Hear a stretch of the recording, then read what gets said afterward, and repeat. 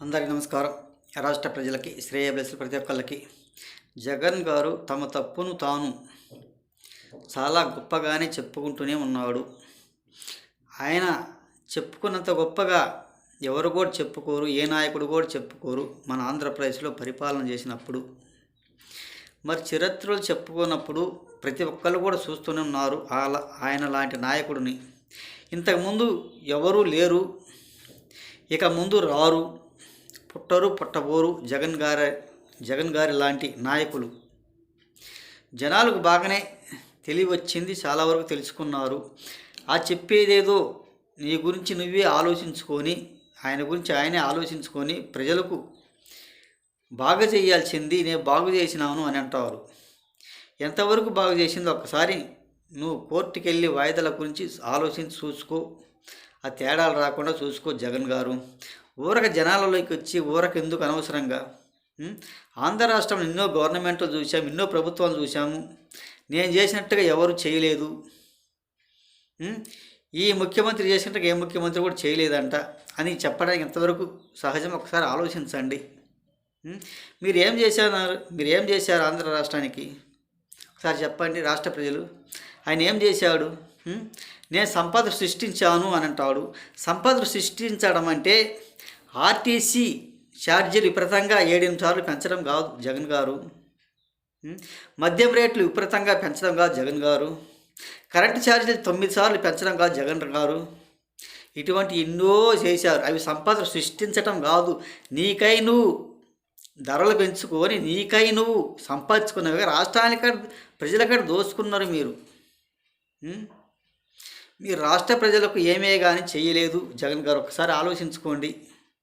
నేను సంపద సృష్టించానంట. ఎంతవరకు సృష్టించావు? గంజాయికి పాల్పడ్డావు, గంజాయి మీద సంపాదించుకొని తిరంగా ఇదివరకు గసారి కూడా చెప్పేవంట. అలా చేసావేమో కానీ సంపద సృష్టించడం అంటే అది కాదు. నీకై నువ్వు సంపాదించుకొని జనాలను పీక్క తినడం కాదు జగన్ గారు. ఒక్కసారి తెలుసుకోండి. మళ్ళీ మీరు రావాలంటే ఎప్పటికీ సాధ్యపడదు. ఎప్పటికీ ఎవరు జనాలు నిన్ను నమ్మాలంటే నమ్మడానికి ఆస్కారం కూడా లేదు. ఒక్కసారి తెలుసుకోండి. మీరు చెప్పే ప్రతి ఒక్క మాట కూడా ఎవరు వినటానికి ఆస్కారం లేదు అని తెలియజేస్తూ రాష్ట్ర ప్రజలకి శ్రేయోభిలాషులు ప్రతి ఒక్కళ్ళకి హృదయపూర్వక ధన్యవాదాలు. ఇంకొకటి రెండవది, మరి రేపు జనవరి 2025 సంక్రాంతి నుండి జిల్లాల బాట పడతాడు జగన్ గారు. పాపం ప్రతి బుధవారం ప్రతి గురువారం జిల్లాలలోనే కార్యకర్తలతో సమావేశం చేస్తారు. ప్రతి ఒక్క జిల్లాలో 4 నియోజకవర్గాలలో జగన్ గారు పర్యటన చేస్తారు. అక్కడే పడుకుంటాడు. శుక్రవారం వచ్చేసరికి ఇంటికి వెళ్ళిపోతాడు అని అంటాడు జగన్ గారు సెంట్రల్ గవర్నమెంట్ కేంద్ర ప్రభుత్వానికి తేడా అని చెప్పి నీకు జనాల్లోకి వస్తే పరదాలు కూడా ఉండవు జగన్ గారు. ఒకసారి ఆలోచించుకోండి. ఎన్నో మోసాలు, ఘోరాలు, నేరాలు చేసి నువ్వు పరదాలు చాటం తిరిగావు. రాజధాని అంతం చేశావు. విశాఖ స్టీల్ ప్లాంట్ అమ్మకానికి పెట్టావు. ఇటువంటి పనికిమాలిన పనులు చేసి ఎంతోమందిని ఇబ్బందులు పెట్టి ఈ విధంగా జనాల్లోకి వచ్చిన పర్యటన చేస్తే ఎవరు ఒప్పుకోరు జగన్ గారు. ఒకసారి తెలుసుకోండి. ఇటువంటి పనికిమాలిన మాటలు మాట్లాడి జనాల్లోకి వస్తామంటే ఎవరు ఒప్పుకోరు. నీలాంటి కార్యకర్తలు ఒక సీపు లెక్కరికి ఒక జెండా కూలీగా చేసేవాళ్ళు తప్ప ఎవరు కూడా రారు, స్పందించరు. ఏంటంటే గత ప్రభుత్వంలో నీ ప్రభుత్వంలోనూ చూశారు కాబట్టి ఏ ఒక్కటి కూడా ఎవరు కూడా స్పందించరు. ఒక్కసారి తెలుసుకొని జనాలు నమ్మే స్థితిలో లేరు, మిమ్మల్ని నమ్మరు. మళ్ళీ నువ్వు తిరిగి అధికారంలో రాలేవు. ఎందుకు ప్రతి ఒక్కటి తాకట్టు పెడతావు?